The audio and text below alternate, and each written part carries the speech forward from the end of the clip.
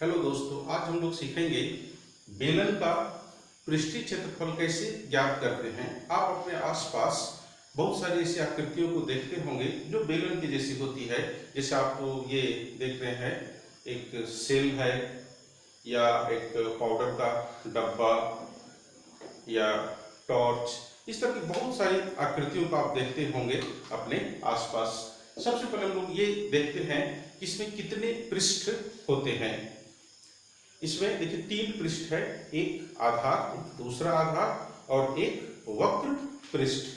आप इसमें भी देख सकते हैं, एक आधार, एक ये दूसरा आधार और एक ये वक्र पृष्ठ, या इसको हम लोग पार्श्व पृष्ठ भी कहेंगे। इसका आधार एक वृत्त होता है, दोनों ओर का आधार एक समान वृत्त होता है। यहाँ हम लोग जिस बेलन की बात करने वाले हैं वह लंबवृत्ती बेलन है, और लंबवृत्ती बेलन की विशेषता होगी इसके दोनों आधार की माप एक जैसी होगी।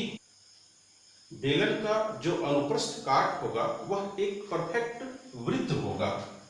अगर हम एक इस तरह का उदाहरण लें तो यह एक लंबवृत्ती बेलन नहीं होगा, क्योंकि इसका अनुप्रस्थ काट एक वृत्त नहीं है।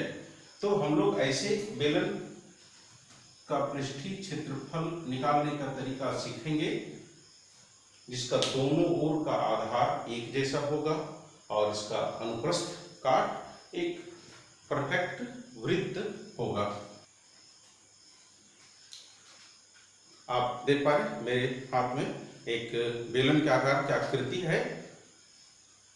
हम इसका क्षेत्रफल आसानी से ज्ञात कर सकते हैं क्योंकि यह एक वृत्त के आकार का है, और हम जानते हैं कि वृत्त का क्षेत्रफल पाई आर स्क्वायर होता है।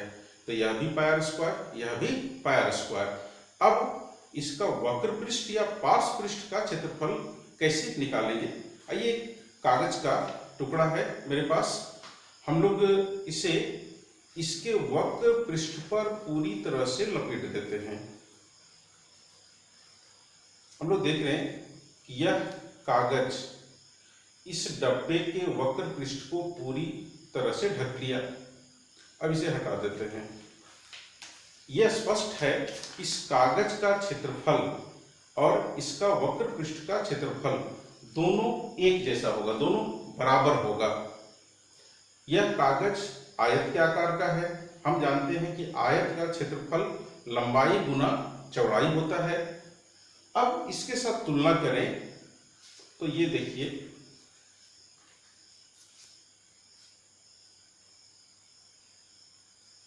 इस कागज की लंबाई इस वृत्त के घेरा के बराबर है, अर्थात यह वृत्त की परिधि। तो इस कागज की लंबाई वृत्त की परिधि हो गई और इस कागज की चौड़ाई बेलन की ऊंचाई हो गई। तो इस प्रकार से हम लोग कह सकते हैं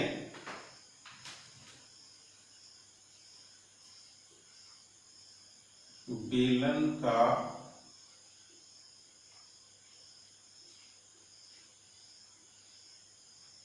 वक्र पृष्ठीय क्षेत्रफल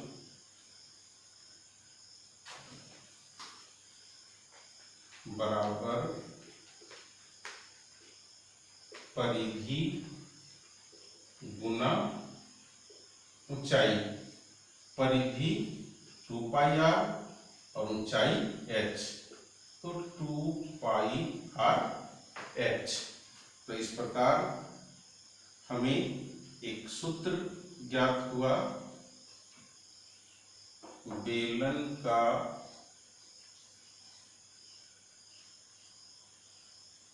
वक्र पृष्ठीय क्षेत्रफल बराबर 2 पाई आर h।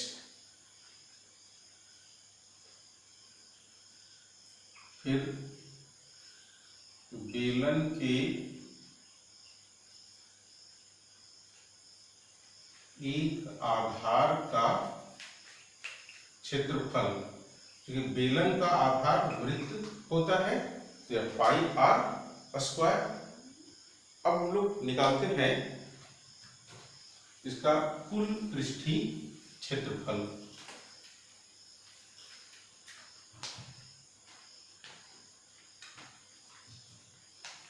बेलन में कुल 3 पृष्ठ हैं, 2 आधार pi r square plus pi r square और एक वक्र पृष्ठ 2 पाई आर एच। अगर जोड़ दें तो पाई आर स्क्वायर और pi r square 2 pi r square और 2 पाई आर एच, दोनों में है, इसको बाहर लिखे। पाई भी दोनों में है, आर भी दोनों में है।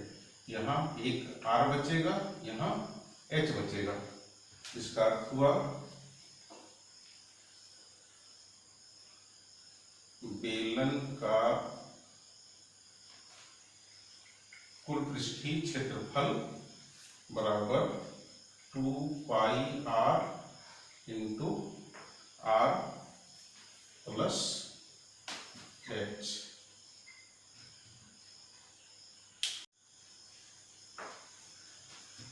कुल पृष्ठीय क्षेत्रफल को हम लोग संक्षेप में TSA लिखते हैं।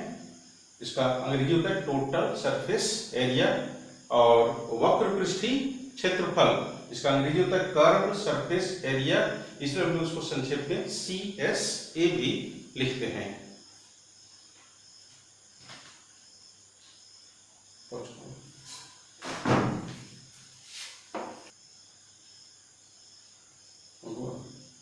आइए हम लोग एक बार देख लेते हैं कि इन सूत्रों का प्रयोग कैसे करते हैं। एक उदाहरण लेते हैं। मान लेते हैं बेलन है जिसका आधार की त्रिज्या 7 सेंटीमीटर है और ऊंचाई 10 सेंटीमीटर है। हमें इसका वक्र पृष्ठीय क्षेत्रफल ज्ञात करना है। तो बेलन का वक्र पृष्ठीय क्षेत्रफल 2 पाई आर एच होता है। तो 2 गुना 22/7 गुना 7 गुना 10, 7 और 7 कट गया, 22 गुना 2 44 पर 440 वर्ग सेंटीमीटर। अब बेलन का कुल पृष्ठीय क्षेत्रफल तो 2 pi r into r plus h, तो 2 पाई 22/7 गुना 7 आर 7 और एच 10, 7 और 7 कट गया, 2 गुना 22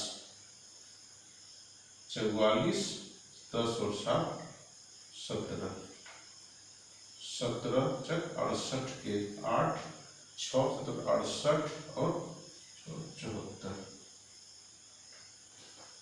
इस प्रकार हम लोग बेलन का वक्र पृष्ठीय क्षेत्रफल और कुल पृष्ठीय क्षेत्रफल ज्ञात कर सकते हैं। धन्यवाद।